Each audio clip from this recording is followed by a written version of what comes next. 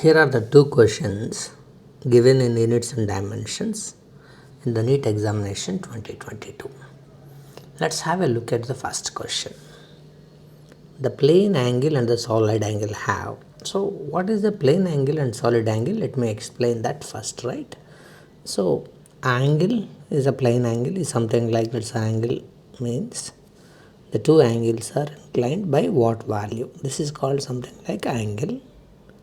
So if you take it like a part of a circle, angle becomes say for example arc. So this is the arc that we have. We have a definition of angle as arc by radius of the given circle.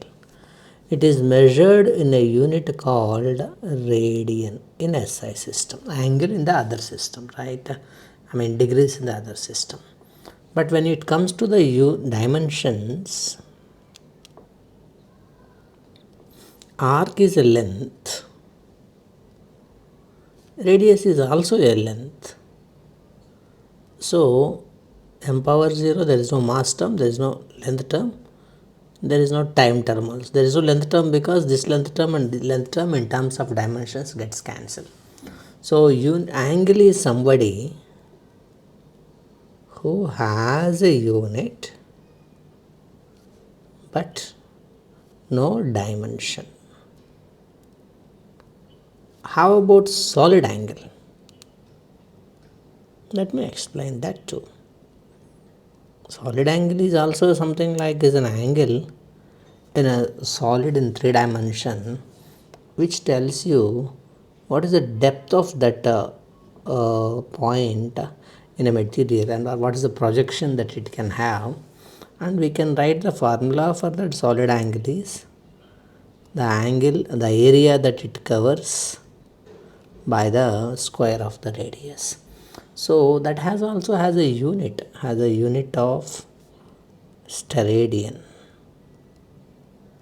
And when it comes to the dimensions, again area has the dimensions of square of the length, r square also has the dimensions of square of the length. So that's also not going to have any dimensions. So it's a physical quantity that has both angle and solid angle and plane angle, having both of them units but no dimensions. So both of them have units but no dimensions is the correct answer for that problem. That's the first question that we solved there. Let's have a look at the second question. The second question says the dimensions of given something belongs to what? So I can write the dimensions of each of the physical quantity by basing on their respective formulas. But here I will write only for the answer that we know, like magnetic permeability.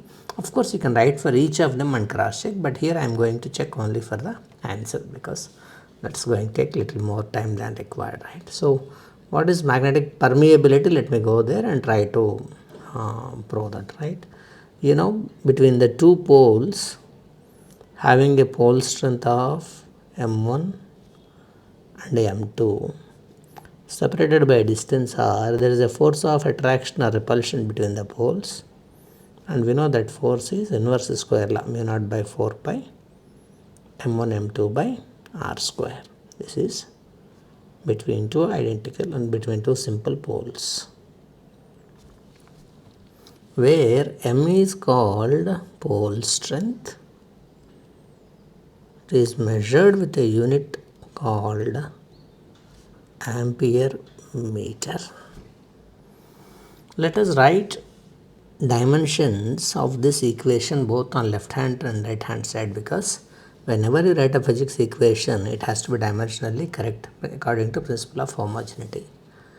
Left side is the force, that is mass into acceleration. Mass has a dimension of a, acceleration is velocity by time, that is Lt power minus 2. For mu naught I have to find out the dimensions. I will call it as x. 4 pi is a constant that don't have any dimensions, that is m power 0, l power 0, t power 0. This is pole strength. Pole strength has a unit of ampere meter. Ampere is current that can be shown with A or I, whatever it is. Because he has shown with A's in the options, I am showing I, A. Meter is L. M2 is also the same because that is also a pole strength. So the value of x, that's dimensions of x, is ml t power minus 2 by a square and L square. Yeah. So what happens to the dimensions is, sorry, I have missed something actually. I have written for mu naught 4 pi m1 m2, but for r square I have not written. R is the length, distance, square of the distance means another square is there. So what happens is, when you are writing for x, this L square will come to the numerator into L square. This L square in the denominator already I have written, right? So both these L squares can be cancelled. So dimensions of the x remaining is m, L, t power minus 2, a power minus 2. So what we can say is magnetic permeability is having the dimensions of ml t power minus 2, a power minus 2. So hope you have got it. What I have forgotten to write in the initial stage is for this r square, that L square I have forgotten. So this L square and L will get cancelled.